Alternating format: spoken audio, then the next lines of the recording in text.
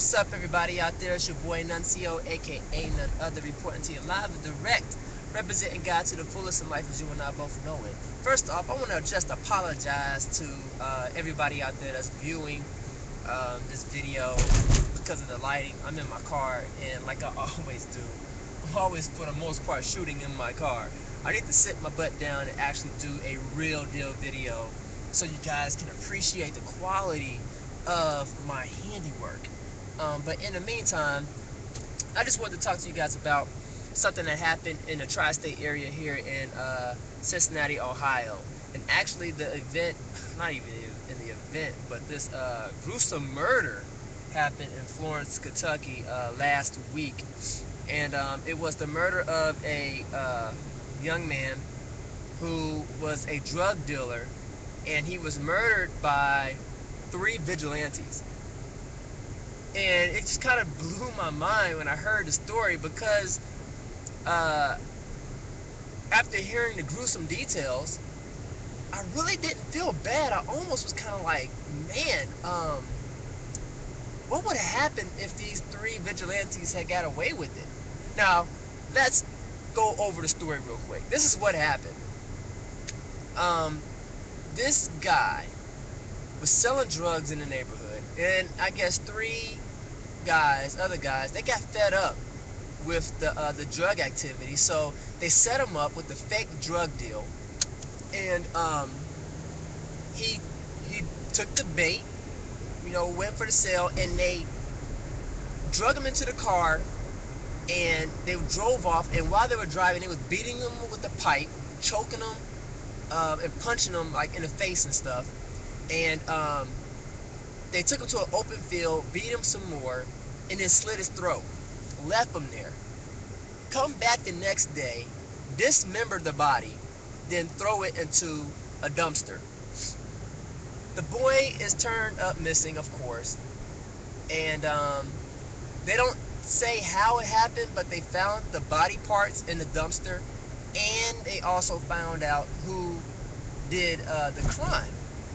And they all, confessed to it, and they said, we had a list of drug dealers, and we were going to go down the list, and we were going to murder and get rid of each one of them. In my mind, I'm like, whoa, like, that is crazy. Like, that's nuts. On 2 levels. The first level, that these guys just had got fed up to the point to where they was going to take matters into their own hands and just murder these drug dealers, I guess sending out a message. And the second thing that blew my mind was the fact that how in the world were vigilantes able to catch a drug dealer, but the cops have a heck of a hard time trying to do the same thing? Or they don't spend that much time, I say, on trying to do simple, petty drug busts. Because that's exactly what it kind of turned out to be.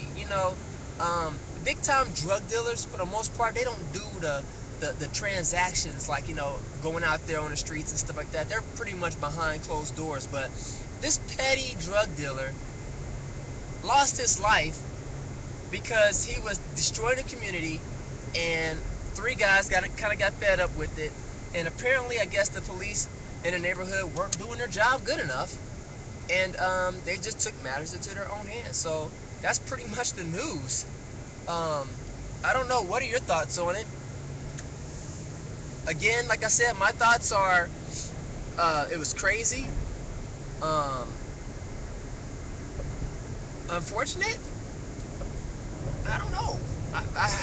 I almost don't feel sorry. I almost kind of feel like, man, if this had continued to go on, I wonder what would have happened.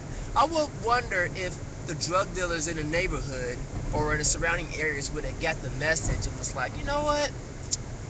There's a connection here, and it seems like us drug dealers are being targeted by some crazies out there, and maybe we shouldn't be selling drugs here anymore, But I don't know. I'm just like, it's sad that the guy lost his life. Number one, sad that the 3 guys got caught doing it, and that they didn't choose a better alternative to deal with the situation. But then again, I mean, what alternatives do you have? I mean, go to the drug dealers and talk to them and say, hey, we don't appreciate you selling drugs in our neighborhood to our friends and families, and it's just really degrading us. That doesn't work.